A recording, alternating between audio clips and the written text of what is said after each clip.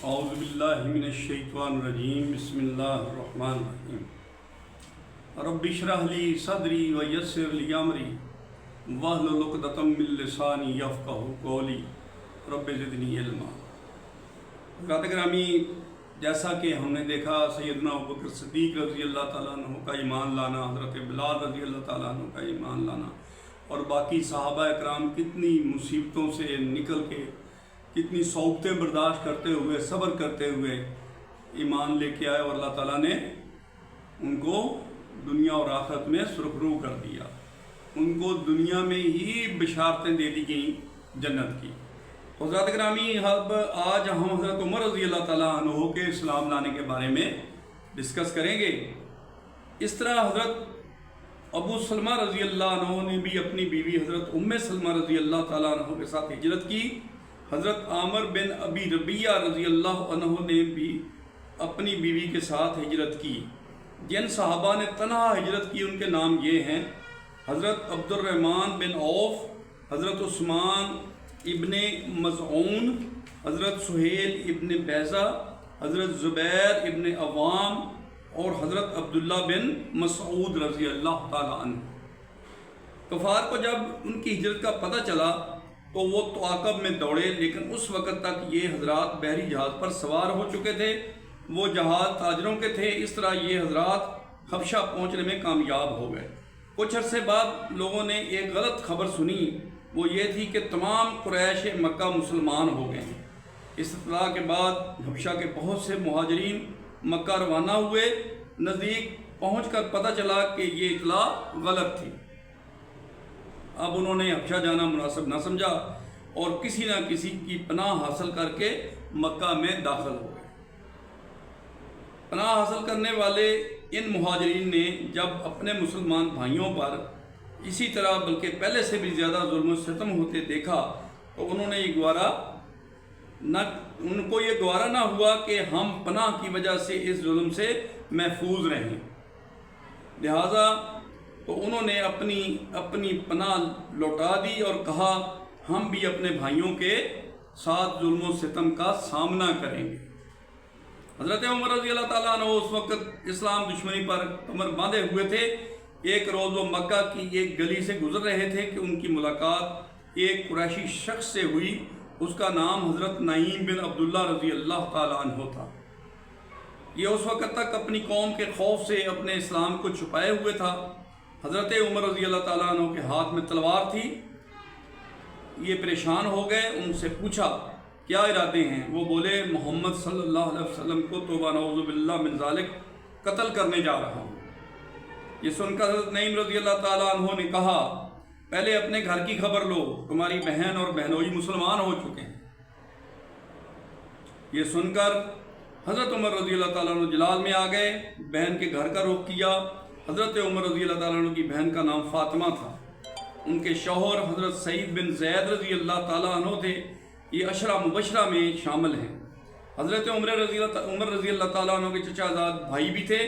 ادھر خود حضرت سعید رضی اللہ تعالیٰ عنہ کی بہن حضرت عاتقہ رضی اللہ تعالیٰ عنہ حضرت عمر رضی اللہ تعالیٰ عنہ کی بیوی بھی تھی۔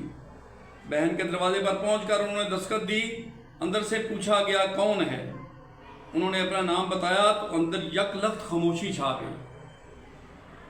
اندر اس وقت حضرت خباب بن عرط رضی اللہ تعالیٰ عنہ انہیں قرآن پڑھا رہے تھے۔ انہوں نے فوراً قرآن کے اوراق چھپا دیے۔ حضرت فاطمہ رضی اللہ تعالیٰ عنہ نے اٹھ کر دروازہ کھولا۔ حضرت عمر رضی اللہ تعالیٰ عنہ فوراً بولے اے میری جان کی دشمن، میں نے سنا ہے تو بے دین ہو گئی ہے۔ ساتھ ہی انہوں نے انہیں مارا۔ ان کے جسم سے خون بہنے لگا۔ خون کو دیکھ کر بولی عمر تم کچھ بھی کر لو، میں مسلمان ہو چکی ہوں۔ اب حضرت عمر رضی اللہ تعالیٰ عنہ نے پوچھا یہ کون سی کتاب تم پڑھ رہے ہو؟ مجھے دکھاؤ۔ حضرت فاطمہ رضی اللہ تعالیٰ عنہ بولی یہ کتاب تمہارے ہاتھ میں ہرگز نہیں دی جا سکتی، اس لیے کہ تم ناپاک ہو، پہلے غسل کر لو پھر دکھائی جا سکتی ہے۔ آخر انہوں نے غسل کیا، پھر قرآن مجید کے اوراق دیکھے۔ جیسے ہی ان کی نظر بسم اللہ الرحمن الرحیم پر پڑی، ان پر ہیبت طاری ہو گئی۔ آگے سورۃ طٰہٰ تھی، اس کی ابتدائی آیات پڑھ کر تو ان کی حالت بالکل ہی غیر ہو گئی اور بولے مجھے رسول اللہ صلی اللہ علیہ وسلم کے پاس لے چلو۔ حضرت خباب ابن ارت، حضرت سعید بن زید رضی اللہ تعالیٰ عنہ ادھر ادھر چھپے ہوئے تھے، ان کے الفاظ سن کر سامنے آ گئے۔ بعض روایات میں آتا ہے کہ حضرت سعید بن زید رضی اللہ تعالیٰ عنہ کو بھی حضرت عمر رضی اللہ تعالیٰ عنہ نے مارا پیٹا تھا۔ اس کا مطلب ہے صرف حضرت خباب بنت ارت رضی اللہ تعالیٰ عنہ چھپے ہوئے تھے۔ بہرحال اس موقع پر وہ بھی سامنے آ گئے اور بولے، اے عمر تمہیں بشارت ہو، اللہ کے رسول صلی اللہ علیہ وسلم نے دعا مانگی تھی کہ اے اللہ ان دو آدمیوں میں سے ایک کے ذریعے اسلام کو عزت عطا فرما، یا تو عمر بن حشام جس کا نام ابو جہل ہے اس کے ذریعے، یا پھر عمر بن ابن خطاب رضی اللہ تعالی عنہ کے ذریعے۔ ایک روایت کے مطابق آپ نے فرمایا تھا ان دونوں میں سے جو تجھے محبوب ہو اس کے ذریعے اسلام کو عزت عطا فرما۔ آپ صلی اللہ علیہ وسلم نے یہ دعا بدھ کے روز مانگی تھی، جمعرات کے روز یہ واقعہ پیش آیا۔ حضرت خباب بن ارت حضرت سعید بن زید رضی اللہ تعالی عنہ دار ارقم لے گئے، دروازے پر دستک دی گئی، اندر سے پوچھا گیا کون ہے؟ انہوں نے کہا عمر بن خطاب۔ یہ بات حضور پاک صلی اللہ علیہ وسلم کو بتائی گئی کہ دروازے پہ عمر بن خطاب تشریف لائے ہیں۔ آپ نے ارشاد فرمایا دروازہ کھول دو، اگر اللہ تعالیٰ نے اس کے ساتھ خیر کا ارادہ فرما دیا تو یہ ہدایت پائے گا۔ دروازہ کھولا گیا، حضرت حمزہ رضی اللہ تعالیٰ عنہ نے انہیں اندر آنے کی اجازت دی، پھر وہ صحابہ نے انہیں دائیں بائیں سے پکڑ کر آپ کی خدمت میں پہنچا دیا۔ آپ نے فرمایا انہیں چھوڑ دو، انہوں نے حضرت عمر رضی اللہ تعالیٰ عنہ کو چھوڑ دیا۔ وہ نبی اکرم صلی اللہ علیہ وسلم کے سامنے بیٹھ گئے۔ آپ صلی اللہ علیہ وسلم نے ان کے کرتے کا دامن پکڑ کر انہیں اپنی طرف کھینچا اور فرمایا، اے ابن خطاب اللہ کے لیے ہدایت کا راستہ اختیار کرو۔ انہوں نے فوراً کہا میں گواہی دیتا ہوں کہ اللہ تعالیٰ کے سوا کوئی معبود نہیں اور یہ کہ آپ اللہ کے رسول ہیں۔ ان کے یہ الفاظ سنتے ہی نبی اکرم صلی اللہ علیہ وسلم اور مسلمانوں نے خوشی سے بےتاب ہو کر اس قدر زور سے نعرہ تکبیر کہا کہ مکے کے گوشے گوشے تک یہ آواز پہنچ گئی۔ آپ نے 3 بار ان کے سینے پر ہاتھ رکھ کر فرمایا، اے اللہ عمر کے دل میں جو میل ہے اس کو نکال دے اور اس کی جگہ ایمان بھر دے۔ اس کے بعد حضرت عمر رضی اللہ تعالیٰ عنہ قریش کے پاس پہنچے، انہوں نے بتایا کہ وہ اسلام دے آئے ہیں۔ قریش ان کے گرد جمع ہو گئے اور کہنے لگے لو عمر بھی بے دین ہو گیا۔